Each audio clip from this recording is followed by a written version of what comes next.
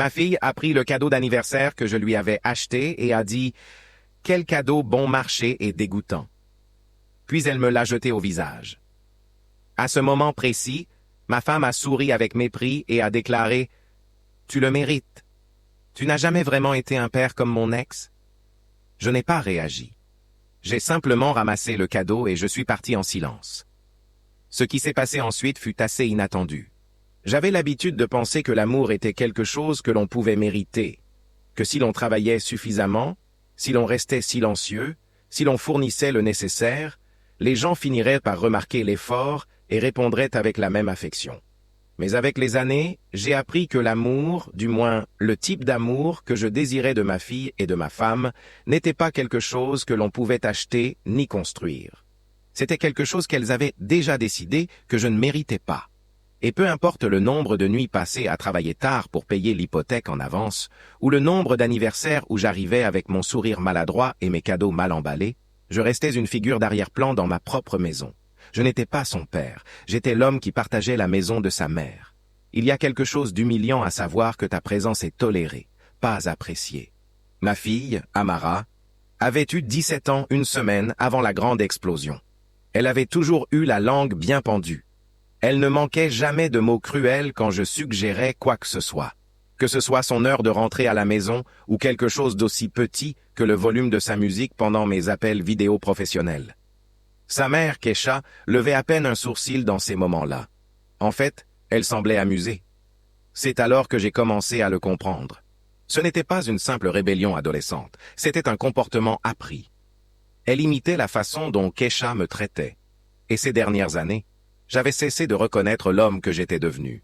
Silencieux, prudent, évitant les conflits dans mon propre salon, comme si je louais l'espace et que je n'en étais pas le propriétaire. Même en sachant tout cela, je n'ai pas pu m'empêcher d'essayer une fois de plus. Peut-être étais-je naïf, peut-être désespéré, ou peut-être avais-je simplement besoin de voir une bonne fois pour toutes s'il restait quelque chose de la famille dans laquelle j'avais investi 2 décennies. J'ai donc planifié le cadeau avec soin. Amara avait été obsédée par les Tesla toute l'année. Chaque fois qu'une passait à côté de nous dans la circulation, elle la montrait du doigt, parlait de ses caractéristiques, du mode de conduite automatique, du système audio. J'écoutais, je m'en souvenais. Et quand son anniversaire est arrivé, j'ai commandé le modèle le plus récent avec une peinture personnalisée, livrée dans un parc sécurisé à 3 rues de la maison.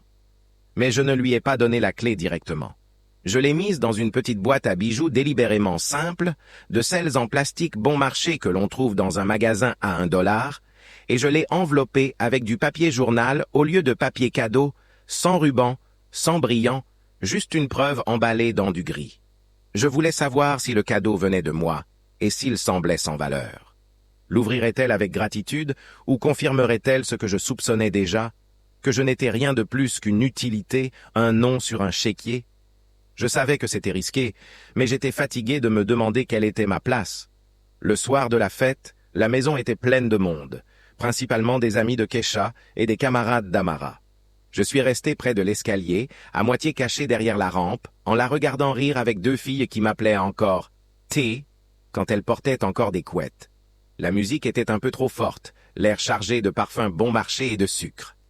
Kesha flottait dans le salon comme une reine, avec une coupe de champagne dans une main et le téléphone dans l'autre, probablement en train de diffuser en direct la moitié de la soirée.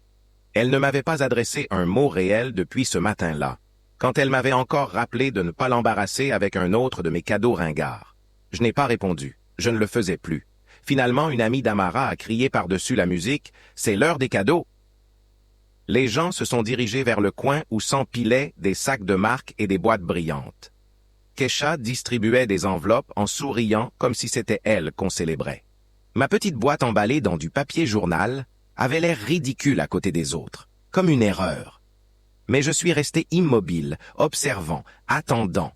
Amara a ouvert les premiers cadeaux, des sandales Gucci, un portefeuille cher, des billets pour un concert. Puis elle est arrivée au mien, ses doigts ont hésité. Elle l'a tenu en l'air et la salle s'est un peu tue en remarquant l'emballage négligé.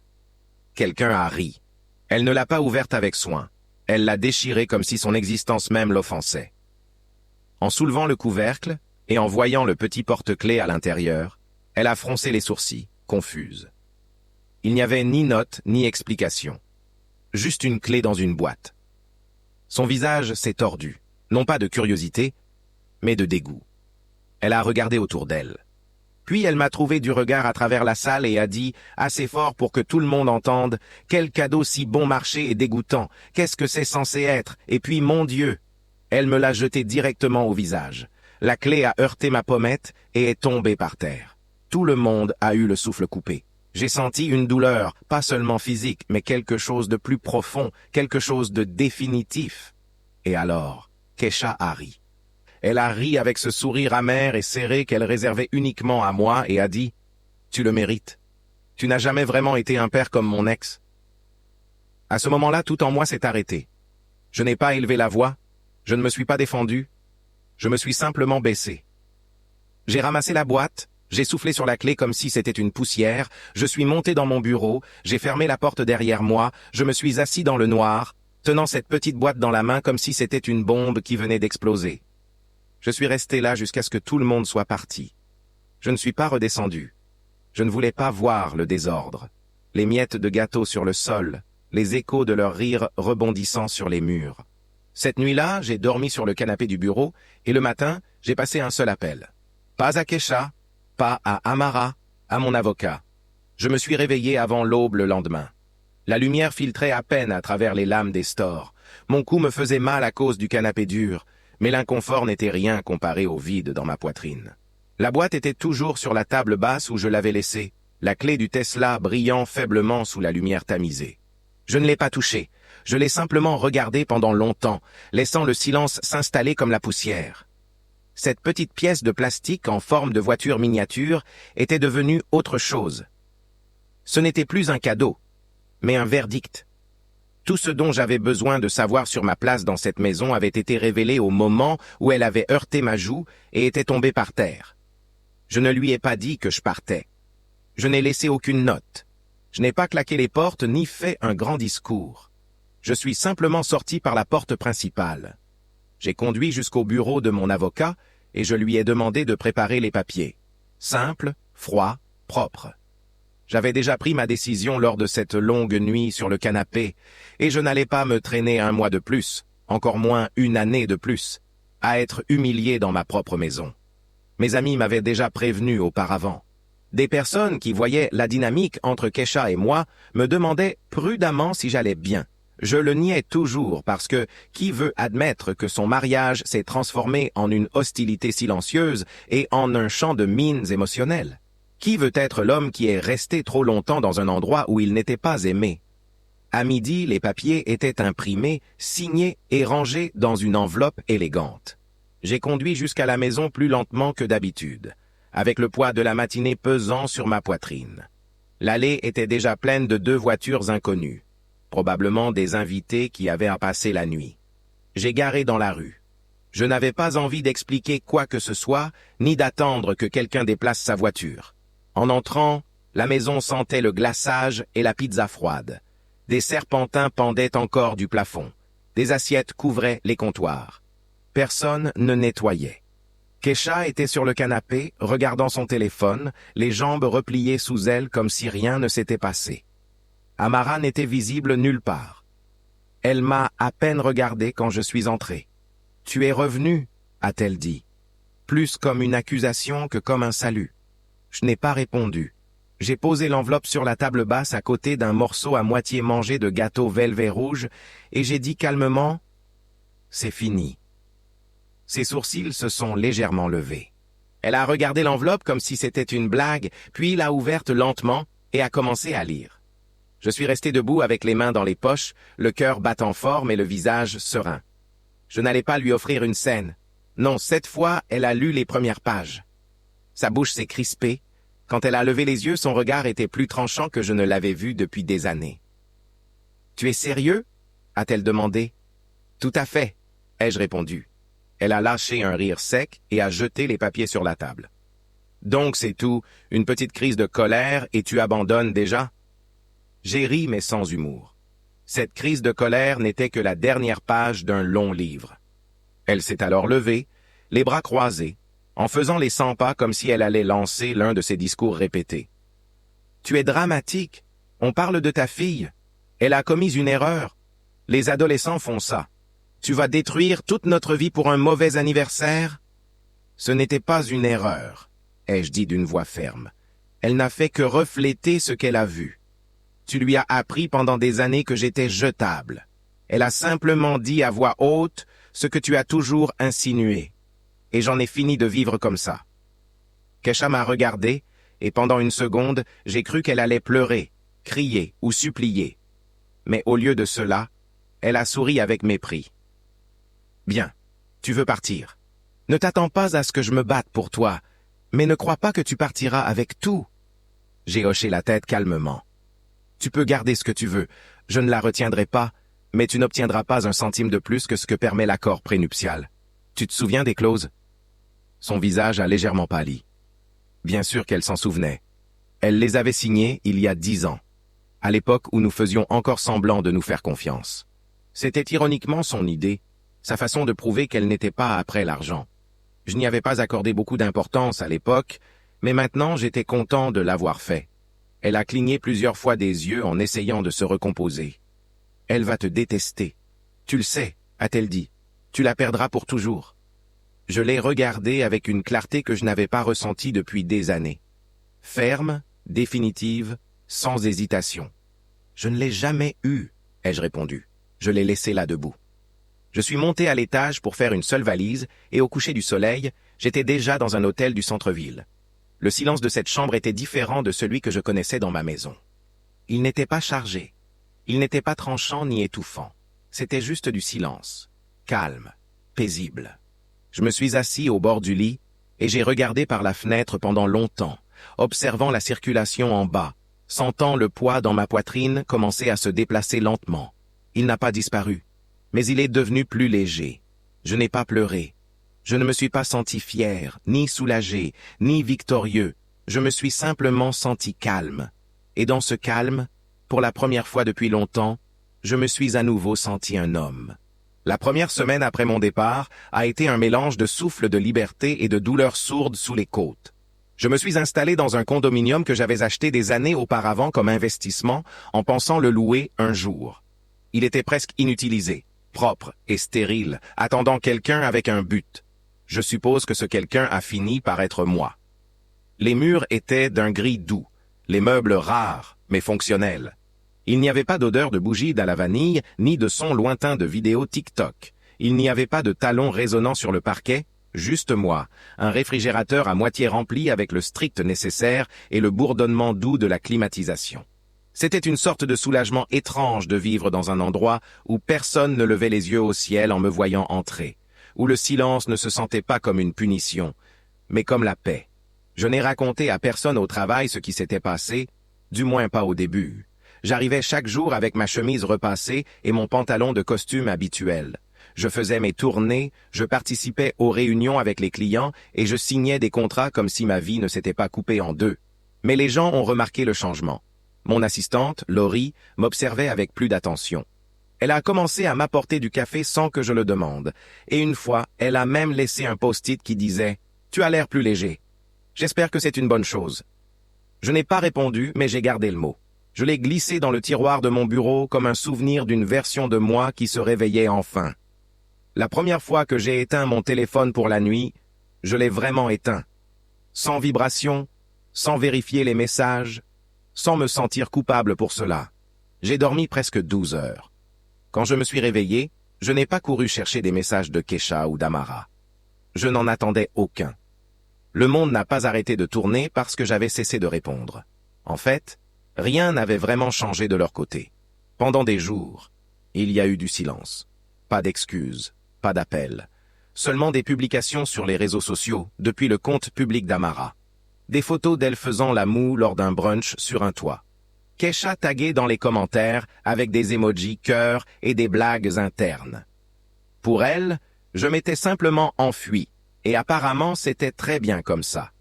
Mais les rumeurs ont commencé à me parvenir indirectement. Un voisin m'a envoyé un message vague. J'ai entendu dire que les choses changeaient chez toi. J'espère que tu vas bien. Mon cousin Marcus, qui ne s'est jamais resté en dehors des affaires, m'a appelé pour demander si c'était vrai, que j'avais enfin quitté la maison. « Ça t'a pris pas mal de temps, mec » a-t-il dit en riant, puis il est devenu sérieux. « Mais dis-moi, tu vas vraiment bien ?» Et j'allais bien, pas heureux, pas en colère, juste bien, en équilibre, comme quelqu'un qui a retenu son souffle sous l'eau pendant des années et qui remonte enfin à la surface. J'ai su que l'énergie avait changé même à distance. Le compte bancaire partagé avait été fermé. Les factures de la maison étaient repassées au nom de Kesha. Je n'avais pas parlé directement avec elle depuis le matin où j'avais laissé les papiers sur la table basse et elle non plus n'avait pas essayé de me contacter, ce qui m'a tout dit sur l'importance que j'avais dans cette équation. Elle avait pensé qu'elle pourrait me faire honte pour que je reste, se moquer de moi jusqu'à ce que je me soumette, comme elle l'avait toujours fait.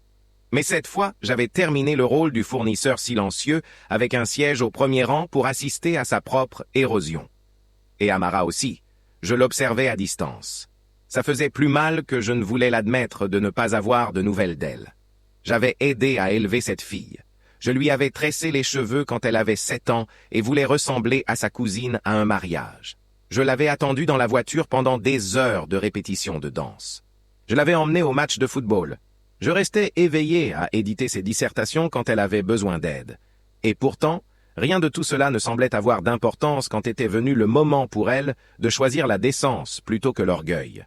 Je repassais encore et encore cette scène d'anniversaire dans ma tête, non pas parce que je voulais la revivre, mais parce que j'avais besoin de me rappeler exactement pourquoi j'étais parti, parce que je ne pouvais pas laisser l'amour être une raison de rester dans un endroit où je n'étais visiblement pas aimé. Un jeudi après-midi, environ 10 jours après mon départ, Laurie a frappé doucement à la porte de mon bureau. « Il y a quelqu'un dans le hall qui te demande ?» a-t-elle dit. Elle n'a pas donné son nom. Elle a juste dit « Je suis sa fille ». Mon estomac s'est noué, mais j'ai hoché la tête et lui ai dit de la faire entrer. Je ne savais pas à quoi m'attendre. Des larmes, des cris, peut-être une autre série d'insultes. Mais quand Tamara est entrée, elle avait l'air différente, plus petite. Pas physiquement, mais dans sa présence. Les contours de sa confiance s'étaient usés. Ses yeux avaient l'air fatigués. Ses épaules étaient affaissées, comme quelqu'un qui porte plus qu'elle ne peut supporter. « Salut !» a-t-elle dit à voix basse, debout juste à l'entrée. Je ne savais pas où aller d'autre. Je lui ai fait un geste vers la chaise en face de mon bureau. Elle s'est assise lentement en jouant avec la manche de son sweatshirt. Pendant un long moment, nous nous sommes simplement regardés, sans mots, sans tension, juste de l'espace. « Maman a été bizarre », a-t-elle dit enfin. « L'appartement est minuscule. Elle et son petit ami se disputent beaucoup. Hier soir, elle m'a dit quelque chose d'horrible, et elle n'a rien dit, elle a juste continué à regarder son téléphone. » Je suis resté silencieux, non pas parce que je m'en fichais, mais parce que je voulais qu'elle parle vraiment. « Je regrette la maison », a-t-elle dit après une minute. « Pas la maison. Je regrette comment c'était avant que nous soyons tous devenus cruels. » Je me suis un peu penché en avant. « Les choses ne sont pas devenues cruelles, Amara. Elles ont été cruelles pendant très longtemps. Tu as simplement arrêté de faire semblant. » Elle a baissé le regard, honteuse. « J'ai été horrible avec toi. Je ne sais même pas pourquoi. Je crois que je l'ai juste copié. Ça semblait normal. » C'était la chose la plus honnête que je lui avais entendu dire depuis des années. « Je ne peux pas défaire ce que j'ai dit, » a-t-elle continué, les yeux humides. « Je sais, mais je veux revenir. Pas seulement rester, je veux essayer de réparer. » J'ai soupiré. J'ai passé une main sur mon visage, sentant les années de déception gravées dans mes os. « Tu peux revenir, mais les choses ne seront pas les mêmes. Tu ne peux pas simplement revenir au privilège sans responsabilité. » Elle a cligné des yeux. Qu'est-ce que ça veut dire? Ça veut dire que tu peux vivre avec moi, mais tu travailles. Tu commences dans mon entreprise au niveau débutant, sans raccourci, sans privilège de fille du patron. Tu gagnes ta place comme tout le monde. Elle est restée silencieuse un bon moment. Puis elle a hoché la tête. D'accord, je le mérite. Le lundi où elle a commencé à travailler avec moi, elle est arrivée au bureau 10 minutes en retard, les cheveux attachés en une queue de cheval lâche, les yeux fatigués et sans maquillage. Ses vêtements étaient décontractés, trop décontractés pour l'entreprise. Mais je l'ai laissé passer. Je n'essayais pas de l'humilier, juste de lui montrer le monde réel. celui où les gens n'ont pas d'applaudissements simplement pour s'être présentés. Je l'avais déjà informé que Laurie, mon assistante, Camara lui rendrait compte directement à elle et non à moi. Laurie a haussé un sourcil quand je le lui ai dit, mais elle n'a rien demandé.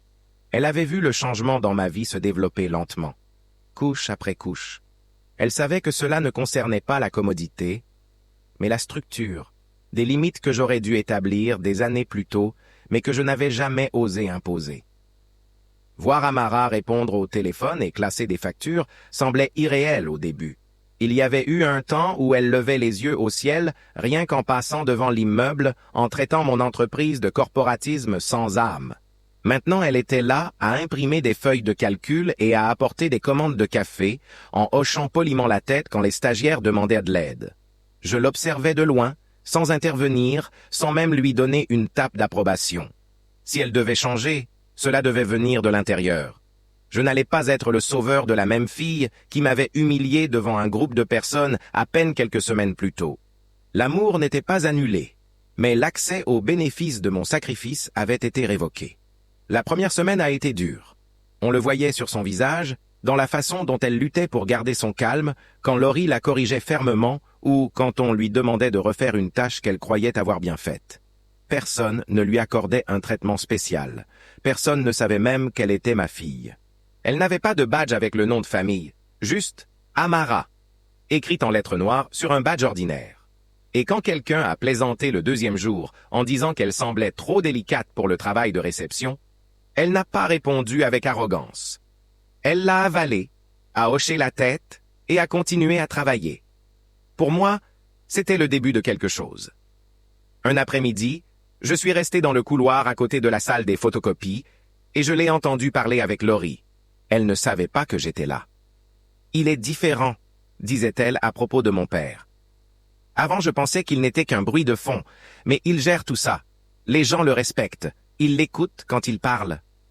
Elle a fait une pause, puis a ajouté plus doucement, « Je ne l'avais jamais vu comme ça. » Je me suis appuyé contre le mur un moment, le cœur lourd, non pas parce que ça faisait mal, mais parce que cette phrase confirmait à quel point j'étais devenu invisible à ses yeux, combien de pouvoir j'avais cédé au nom de la paix. Mais quelque chose d'autre a aussi fleuri dans cet espace, un sentiment de validation. Pas de la fierté, pas de la vengeance, juste de la clarté. Je n'étais pas fou, je n'avais pas imaginé mon effacement. Je l'avais simplement toléré jusqu'à ce que je ne puisse plus. Pourtant, la transformation n'a pas été immédiate. Amara avait ses moments. De petites rechutes d'attitude, des éclats d'entitlement qui ne s'étaient pas encore éteints. Une fois, elle est sortie furieuse d'une réunion parce que quelqu'un avait corrigé le format de ses notes. Je l'ai appris par Laurie, qui attendait que j'intervienne. Je ne l'ai pas fait. J'ai attendu qu'Amara rentre à la maison ce soir-là et je me suis assis en face d'elle à la petite table de la salle à manger du condominium. « J'ai entendu dire que tu es sorti d'une réunion, » ai-je dit calmement. Elle a croisé les bras. Ils étaient grossiers. Non, ils étaient honnêtes. Tu as raté le design. Ce n'est pas de la grossièreté, c'est du feedback. Elle a levé les yeux au ciel. Les vieilles habitudes ont la vie dure, a-t-elle murmuré. Peu importe. Et c'est là que j'ai répondu. Pas en criant, mais avec toute la force. Tu ne vas pas passer le reste de ta vie avec un peu importe, Amara. Plus ici. Si tu veux qu'on te prenne au sérieux, présente-toi sérieusement. Ce n'est pas le lycée, ce n'est pas la maison de ta mère, c'est la vraie vie. Et le respect ne t'est pas dû simplement parce que tu es présente, il se gagne. Son visage s'est durci. Et pendant une seconde, j'ai vu la version d'elle qui me méprisait autrefois d'un seul regard. Mais quelque chose a changé. L'armure s'est fissurée. Elle a ouvert la bouche, comme si elle allait dire quelque chose de sarcastique. Mais elle l'a refermée. Elle a regardé ailleurs et a murmuré « D'accord ». C'était la première vraie excuse que je recevais d'elle. Pas avec des mots, mais avec une reddition. Avec le passage des semaines, son attitude a commencé à changer. Elle arrivait tôt, prenait des notes, organisait les fichiers avec plus de précision. Une fois, je l'ai vue rester tard, en refaisant un tableau que personne ne lui avait demandé de corriger. Je ne l'ai pas vue derrière la porte en verre, en train d'ajuster les marges, avec les sourcils froncés et un stylo mordillé entre les dents. C'est là que j'ai compris qu'elle ne s'adaptait pas seulement, elle essayait vraiment. Elle a même commencé à me poser de petites questions au début. Comment gères-tu les délais avec les clients difficiles? Papa, qu'est-ce qui t'a fait créer cette entreprise? Elle écoutait plus qu'elle ne parlait, et je répondais sans amertume, reconnaissant de l'opportunité de lui montrer la version de moi qu'elle ne s'était jamais donné la peine de connaître. Le père qui n'existait pas seulement pour financer son style de vie, mais celui qui avait construit quelque chose à partir de rien et qui luttait chaque jour pour le maintenir. Il y a aussi eu des moments plus silencieux, plus personnels, comme la nuit où je suis rentrée à la maison et j'ai trouvé le condominium propre, la vaisselle lavée et une casserole de spaghettis en train de mijoter sur la cuisinière. Elle avait cuisiné, pas très bien, mais avec effort. Elle s'est assise en face de moi et a dit « Tu faisais ça quand maman sortait avec ses amis. Je me souviens que tu mettais toujours trop d'ail. » J'ai ri. Je le fais encore. Nous avons mangé en silence, mais l'air se sentait plus léger. Ce n'était pas réparé, ce n'était pas guéri, mais ce n'était plus irrémédiablement brisé. Je n'ai pas mentionné la Tesla, je n'étais pas prêt, et peut-être elle non plus. Mais dans ce calme, j'ai pu voir que le piédestal sur lequel elle avait placé sa mère commençait à se fissurer. La femme qui se moquait ouvertement de moi, qui avait appris à Amara que me rabaisser faisait partie du rythme de la maison, commençait à apparaître sous une lumière moins favorable. Pas à cause de quelque chose que j'avais dit, mais par son absence. Sans moi, pour absorber les coups, l'écho de la cruauté de Kesha sonnait différemment dans les murs qu'Amara appelait maintenant maison. Elle n'a jamais dit qu'elle regrettait sa mère, mais certaines nuits, je l'entendais pleurer doucement dans sa chambre.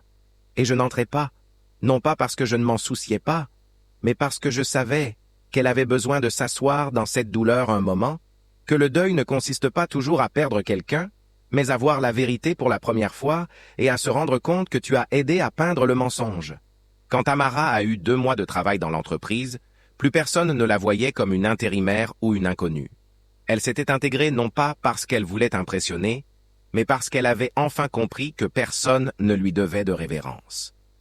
Un matin, en remarquant un bourrage dans la photocopieuse, elle l'a réparé sans se plaindre. J'ai entendu quelqu'un murmurer dans le couloir « En fait, elle n'est pas si mauvaise. » C'était quelque chose de petit. Un compliment en passant, mais pour moi cela marquait un changement. Les gens ne disent pas ça sur la fille du patron, à moins d'avoir vu le contraire et d'avoir été surpris. Elle gagnait sa place à la force de l'effort, en centimètres silencieux et peu glamour, et je la laissais faire. Je ne l'ai jamais appelée dans mon bureau, je ne l'ai jamais invitée à déjeuner. Moi aussi, je reconstruisais autant qu'elle, sauf que le mien était une vie, pas un CV. Il y avait encore des jours difficiles, des moments où je voyais l'ancien orgueil adolescent pointer dans ses yeux. Une fois, elle a soupiré fort quand on lui a demandé d'organiser un classeur et a dit « Est-ce qu'on ne pourrait pas tout numériser déjà ?» Son ton n'était pas combatif, mais dédaigneux. Ce genre de commentaire que l'on fait quand on oublie où l'on est. Je passais juste à côté. Je me suis arrêté, je l'ai regardé et j'ai dit « On peut, mais ce ne sera pas toi qui décideras quand. Pas encore. » Elle s'est figée, non par peur, mais par compréhension. Une chose est de pointer, une autre est de comprendre la hiérarchie, l'humilité et le rythme. Elle a hoché la tête, le regard baissé et est retournée au classeur. Cette nuit-là, elle a laissé un post-it sur mon bureau. Je suis en train d'apprendre. Désolé. Je n'ai pas répondu, mais j'ai plié le mot et je l'ai glissé dans mon portefeuille.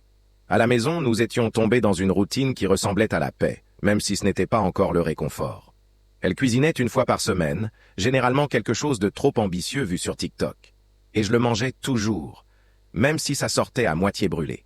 Je ne critiquais pas, je me présentais simplement. Elle a commencé à nettoyer sans qu'on le lui demande.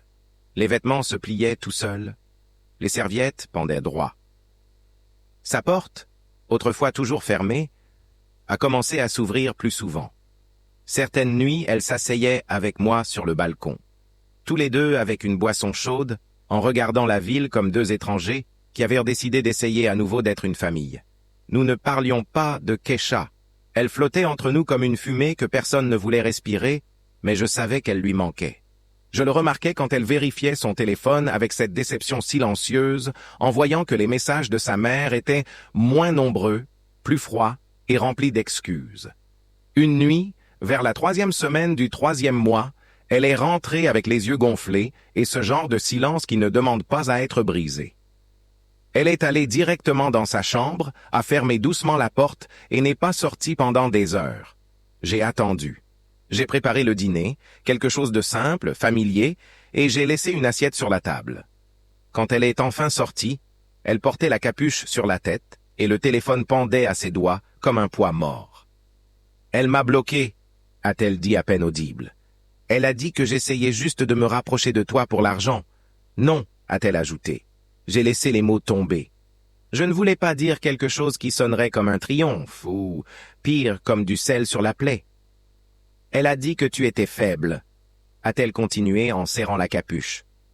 Que j'ai choisi l'homme qui m'a acheté une voiture que je n'ai jamais vue plutôt que la femme qui m'a élevé. Je l'ai regardée alors. Elle n'était vraiment plus défiante. Elle n'était même plus en colère. Elle était vide, trahie par la même figure qu'elle croyait incapable d'échouer. À ce moment-là, je l'ai vue non seulement comme ma fille, mais comme quelqu'un qui comprenait enfin ce que c'était que d'être déçu par celui qui était censé te protéger. « Je n'ai pas acheté ton amour », lui ai-je dit doucement. J'ai juste continué à être là, même quand il n'était pas valorisé. Elle s'est assise à la table, a poussé l'assiette vers elle et a commencé à manger en petites bouchées silencieuses. Je n'ai pas insisté. Je l'ai laissé digérer. C'était la première nuit où elle est restée éveillée après minuit, assise devant la table, perdue dans ses pensées. Mais quand elle s'est levée pour aller se coucher, elle s'est arrêtée dans le couloir et m'a regardé. « Tu n'es pas le même papa que je pensais que tu étais. » J'ai levé un sourcil. « Qu'est-ce que ça veut dire ?» Elle a souri légèrement. « Avant, je pensais que tu étais mou, trop pardonnant, trop silencieux. Mais maintenant, je crois que tu étais juste patient et c'est différent. » J'ai hoché la tête sans sourire. J'essayais juste de garder la famille unie.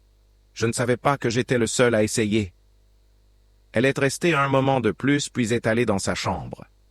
Le silence qui a suivi n'était plus lourd, il était réfléchi, partagé. Elle comprenait enfin que le fait d'être père ne se mesure pas en cadeau ni en punition, mais dans la volonté de rester, même quand ça fait mal. Une semaine plus tard, lors du déjeuner trimestriel de l'entreprise, elle s'est levée devant 30 employés pour présenter un projet qu'elle avait co-dirigé avec Laurie. Elle portait un blazer, les cheveux attachés, la voix tremblante mais ferme. Elle a trébuché une fois. La télécommande du projecteur lui est tombée des mains, mais elle s'est reprise. Personne n'a ri. Ils ont applaudi quand elle a terminé, et j'ai vu quelque chose s'allumer sur son visage. La reconnaissance. Cet applaudissement n'était pas parce qu'elle était ma fille. Il était à elle. Gagné, combattu, mérité. Après, Laurie m'a pris le bras et a dit « Elle est différente. Je crois que tu as vraiment réussi à l'atteindre. » J'ai secoué la tête. La vie l'a atteinte. J'ai juste arrêté de la protéger d'elle-même. Cette nuit-là, elle a laissé une note sur le réfrigérateur.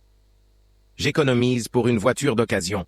Je ne veux pas te la demander. Je veux la gagner. » Et c'est alors que j'ai sorti la clé de la Tesla du tiroir de mon bureau. Je ne la lui ai pas donnée, pas encore, mais je l'ai nettoyée, je l'ai mise dans une boîte en velours et je l'ai laissée là où elle pourrait la voir. Pas comme un cadeau, mais comme un rappel que parfois l'amour n'a pas besoin d'être dit, il a juste besoin d'être respecté. Elle l'a trouvé par accident ou peut-être pas. Je l'avais laissé exprès, à moitié caché sous un dossier de vieux reçus sur la table de l'entrée. Je ne sais pas exactement ce que j'attendais. Peut-être qu'elle la voie et qu'elle se souvienne. Ou peut-être voulais-je tester si elle était prête à poser la question qui flottait entre nous depuis des mois. Quoi qu'il en soit, cet après-midi-là, j'ai entendu le couvercle s'ouvrir. J'ai entendu une douce inspiration. Ce petit son surpris que l'on fait quand quelque chose que l'on avait oublié revient avec une clarté poignante. Elle n'a rien dit. Elle est juste restée à regarder pendant un long moment jusqu'à ce que je parle depuis la cuisine sans lever les yeux. C'était ton cadeau d'anniversaire. Elle s'est tournée lentement. Elle tenait encore la boîte avec les doigts, tremblant légèrement, comme si elle craignait que la toucher puisse effacer tout le progrès que nous avions accompli. C'était dans la boîte que je t'ai jeté. Oui, je t'ai acheté une Tesla. Je l'ai fait. Elle a baissé le regard en clignant fort des yeux. Je ne lui ai même pas donné une chance. Je ne l'ai pas ouverte. Je sais. Elle a marché jusqu'au comptoir et a posé la boîte avec soin, comme si elle était en verre. Son visage était indéchiffrable. Ce n'était pas des larmes, ni de la culpabilité, mais quelque chose de plus profond. De la honte mêlée à de la réflexion. Elle n'avait plus 17 ans. pas en esprit. Cette fille était morte le jour où elle avait compris que la cruauté ne te rend pas puissante, elle te laisse juste seule. « Pourquoi tu ne me l'as pas dit ?» a-t-elle demandé. « Parce que je ne voulais pas te donner quelque chose qui serait utilisé pour me blesser 2 fois, une fois par le rejet et une autre par l'excuse. » Elle a avalé sa salive, les lèvres serrées. « Je n'en veux plus maintenant. Pas comme ça. Je ne veux pas que tu penses que j'essaie de compenser tout ça juste pour obtenir quelque chose de toi. Je ne le pense pas, ai-je dit à voix basse. C'est pour ça qu'elle est encore là. J'avais besoin de voir en qui tu t'étais transformé sans elle. Elle s'est appuyée sur le comptoir, en silence pendant un long moment, avec le bourdonnement du réfrigérateur remplissant l'espace entre nous. Puis elle a dit quelque chose que je n'attendais pas. Tu peux le donner à quelqu'un d'autre. Peut-être le donner. Je ne pense pas le mériter. J'ai hoché lentement la tête, non pas parce que j'étais d'accord, mais parce que je respectais sa conscience. C'est ta décision, mais je l'ai gardée parce qu'à un moment j'ai espéré que tu reviendrais, pas pour la voiture, mais pour le sens qu'elle avait. Elle n'a pas répondu. Elle a simplement regardé la boîte, puis l'a refermée, et l'a replacée là où elle l'avait trouvée. Cette nuit-là, elle a nettoyé la cuisine sans qu'on le lui demande, m'a souhaité bonne nuit sans sa hésitation habituelle, et a fermé la porte de sa chambre avec douceur. Je suis resté là dans le silence qui a suivi, en regardant l'endroit où la boîte avait été, et je me suis rendu compte de quelque chose. La voiture n'avait jamais été le point. C'était un symbole de l'effort, de l'intention, de ce que je signifiais si peu pour elles à ce moment-là. Et maintenant, elle s'était transformée en autre chose, une épreuve réussie, non pas par la gratitude, mais par la croissance. Les semaines ont passé. Elle n'a plus jamais mentionné la voiture, elle a commencé à prendre le train pour aller au travail, à économiser son salaire, à rechercher des voitures d'occasion sur Internet. Elle m'a demandé de l'aide pour comprendre le crédit, le budget, la planification à long terme. Nous avons eu des conversations que nous n'avions jamais eues quand elle était plus jeune, non pas parce que je ne voulais pas, mais parce qu'à l'époque, elle n'écoutait pas. Maintenant, elle le faisait. Maintenant, quand je parlais, elle n'écoutait pas seulement ma voix, mais les années d'effort derrière elle. Et en retour, elle m'offrait non pas des éloges, ni des regrets, mais de la constance, ce qui, franchement, signifiait beaucoup plus. Notre foyer n'était pas parfait. Il y avait encore des matins tendus. Il y avait encore des moments où je voyais les ombres de qui nous avions été revenir brièvement dans la pièce. Mais je ne les chassais pas. Je les laissais passer. C'était la différence. Je n'essayais pas de tout réparer. J'essayais juste de vivre avec honnêteté dans l'espace que j'avais récupéré. Elle envoyait encore des messages à sa mère de temps en temps. Parfois, elle recevait une réponse, normalement froide ou superficielle. Une fois, je l'ai vue relire un message qui disait simplement « Ne viens pas pleurer chez moi s'il te laisse sans rien ». Elle ne me l'a pas montré, mais je l'ai su. Je l'ai vue à la façon dont elle serrait le téléphone entre ses mains, à la façon dont son visage devenait blanc. Pas blessée ni surprise, juste déçue. Elle ne m'a jamais demandé de parler de Kesha. Je ne l'ai pas non plus proposé. C'était une règle non écrite dans notre maison. Nous ne traînions pas le passé à moins que cela ne serve à quelque chose, et même alors, nous le faisions avec prudence. Amara avait commencé une thérapie de son propre chef. Elle avait trouvé une conseillère grâce aux avantages de son travail. Elle ne m'a jamais raconté les détails des séances, mais j'ai vu le changement dans sa façon d'être. Elle réagissait plus lentement, posait plus de questions et était plus disposée à dire « je ne sais pas ». Au lieu de faire semblant d'avoir tout résolu, cela seul donnait l'impression qu'une malédiction générationnelle se brisait en temps réel. Un samedi, je suis rentré à la maison et je l'ai trouvée en train de monter des meubles. Elle avait acheté un bureau d'occasion sur Craigslist. Il y avait des outils éparpillés partout, des manuels ouverts, le front plissé. « Tu as besoin d'aide » ai-je demandé. « Non » a-t-elle dit, pas sèchement mais fermement. « Mais j'aimerais bien avoir de la compagnie. » Alors je me suis assis avec elle, je l'ai observée construire, je lui ai passé des vis quand elle les demandait. Nous n'avons pas beaucoup parlé, mais c'était le moment où je m'étais senti le plus connecté à elle depuis des années. Non pas parce qu'elle avait besoin de moi, mais parce qu'elle voulait que je sois proche. Cette différence était tout. Finalement, j'ai vendu la Tesla. En silence, de façon anonyme, j'ai donné l'argent à un programme de mentorat pour adolescents sans père. D'une certaine manière, cela m'a semblé boucler la boucle. Rediriger quelque chose qui avait autrefois représenté le rejet vers quelque chose qui pourrait aider un garçon qui n'avait même pas eu de père à décevoir. Je ne l'ai pas dit à Amara. Il y a des choses qui n'ont pas besoin d'être partagées pour avoir de l'importance. Pour son 18e anniversaire, je lui ai donné une carte. À l'intérieur, il n'y avait qu'une phrase. « Je suis fier de la personne que tu deviens. Continue comme ça. » Elle a pleuré en la lisant, pas bruyamment ni théâtralement, juste quelques larmes silencieuses qu'elle a essuyées du revers de la main avant de dire « Ça signifie plus que tout ce que tu aurais pu m'acheter. » Et je l'ai cru. Nous n'étions plus une famille de films. Il n'y avait pas eu de réconciliation soudaine ni d'excuses dramatiques, mais nous étions réels, nous nous reconstruisions, et pour la première fois je n'avais pas honte de la vie tranquille que j'avais créée sans bruit, sans chaos, sans supplier pour de l'amour dans ma propre maison. J'étais resté ferme, je m'étais éloigné du manque de respect, non pas par colère, mais par respect de moi-même. Et le coût de cette décision, le silence, la perte, la reconstruction, valait chaque centimètre de la paix avec laquelle je me réveille maintenant. Amara est revenue non pas parce que je l'avais poursuivie, mais parce que j'avais cessé de me recroqueviller devant ceux qui ne voyaient ma valeur que dans ce que je donnais. Je lui ai donné des limites. Elle m'a rendu l'effort. Et peut-être que c'est vraiment ce que signifie guérir. Pas une page blanche, mais une toile désordonnée avec de l'espace pour la responsabilité et la grâce. Abonne-toi pour plus d'histoires quotidiennes.